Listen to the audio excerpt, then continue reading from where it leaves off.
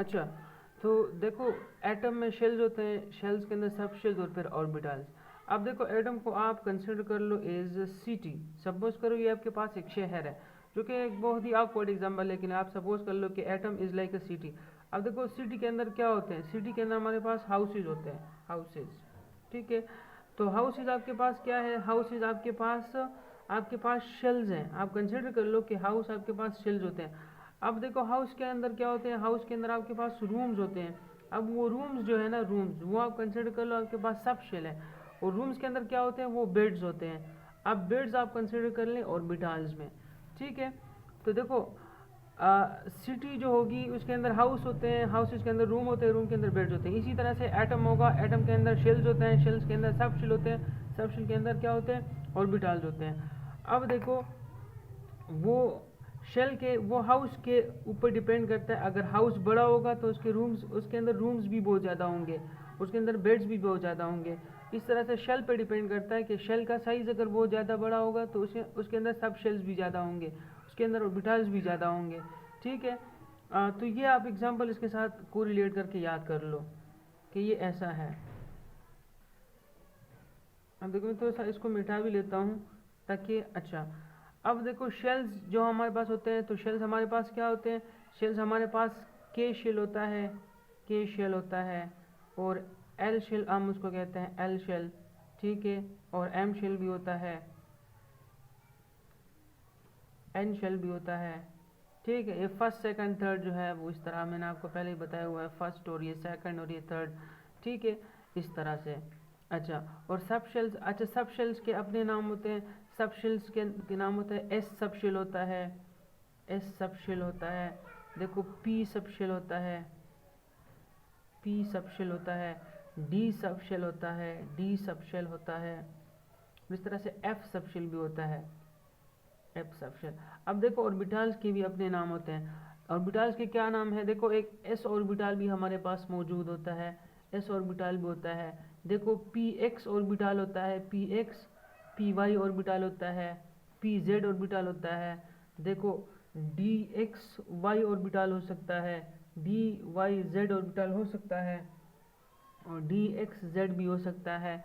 और इस तरह से आप डी एक्स स्क्वेयर भी, d x square d y square orbital हो सकता है, डी जेड स्क्वेयर ऑर्बिटल हो सकते हैं। तो ये आपके पास नेम ऑफ ऑर्बिटल्स होते हैं, ये आपके पास नेम्स ऑफ सब शेल है, ये आपके पास नेम्स ऑफ शेल्स हैं। तो यहाँ से आपको क्लियरली डिफरेंस पता चल रहा है कि शेल्स के अंदर, सब शेल्स के अंदर, ऑर्बिटल्स के अंदर डिफरेंसेस होते हैं, ठीक है ना। अब हम इसको डिटेल से पढ़ेंगे कि शेल क्या होता है, सब शेल क्या होता है, ऑर्बिटल्स किस तरह होते हैं। लेकिन ये आपके पास एक जनरल स्केच है जहाँ से आपको पता चलेगा कि ये चीज़ें जो है वो डिफरेंट चीज़ें हैं। देखो ऑर्बिटल का जो नाम होता है वो डिफरेंट होगा, सब शेल के नाम डिफरेंट होते हैं, शेल्स के नाम डिफरेंट होते हैं, मतलब ये डिफरेंट चीज़ें हैं, आपने इन चीज़ों को मिक्सअप नहीं करना।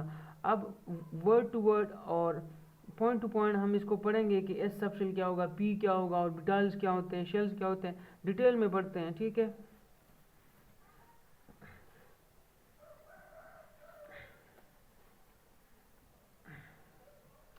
अच्छा, तो देखो शेल क्या होता है, शेल,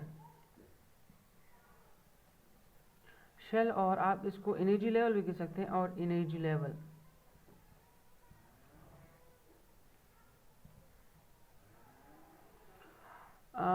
देखो a three-dimensional space,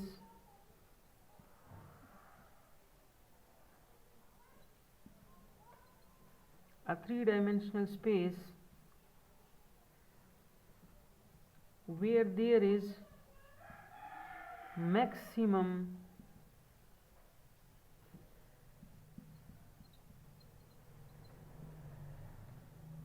probability of finding electron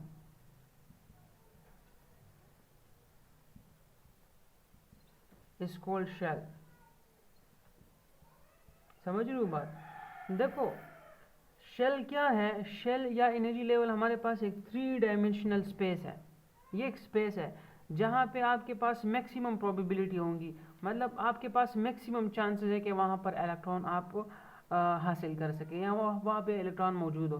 तो ये असल में एक कुछ भी नहीं है, शेल और एनर्जी लेवल का नो फिजिकल एग्जिस्टेंस होता है। देखो इसका फिजिकल एग्जिस्टेंस नहीं होता, नो फिजिकल एग्जिस्टेंस, इसको आप टच नहीं कर सकते क्योंकि ये एक रास्ता है, ये एक 3 डायमेंशनल स्पेस है। देखो जिस तरह जहाज होता है ना, वो स्पेस में जो है वो चक्कर लगा रहा होता है, तो वो स्पेस के अंदर उसका एक पाथ होता है।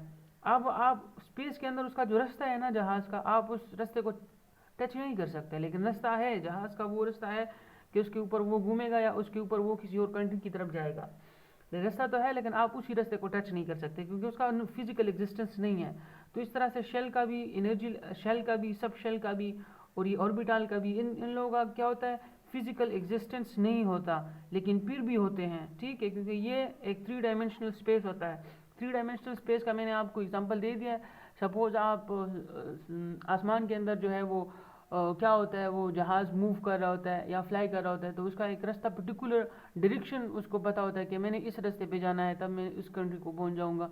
तो इस तरह से अब वो रास्ता तो है लेकिन उस रास्ते को आप टच नहीं कर सकते हो क्योंकि वो स्पेस के अंदर है, वो एक 3 डायमेंशनल स्पेस है, तो उसको टच नहीं कर सकते। इसी तरह से ना तो आप शेल को टच कर सकते हैं, ना आप ऑर्बिटल को टच कर सकते हैं, और ना आप सब शेल को टच कर सकते हैं। तो इस वजह से देखो, जब आपके पास शेल्स होते हैं प्लस आपके पास सब शेल्स जितने होते हैं और प्लस आपके पास ऑर्बिटल्स जितने होते हैं, ये आपके पास क्या होते हैं, ये 3 डायमेंशनल एरियाज होते हैं। इसके नो फिजिकल एग्जिस्टेंस होता है इन लोगों का, इन चीज़ों का नो फिजिकल एग्जिस्टेंस, ठीक है, फिजिकल एग्जिस्टेंस नहीं होता। It is they are just क्या होते हैं, दे आर जस्ट 3D या 3 डायमेंशनल एरिया, ठीक है, यहाँ पे मैं लिख भी लेता हूँ, चलो खैर है, 3 डायमेंशनल एरिया होता है ये, सिर्फ 3 डायमेंशनल एरिया, ठीक है, बात समझ में आ गई। अच्छा अब बढ़ते हैं, आगे चलते हैं। अब देखो, सही है,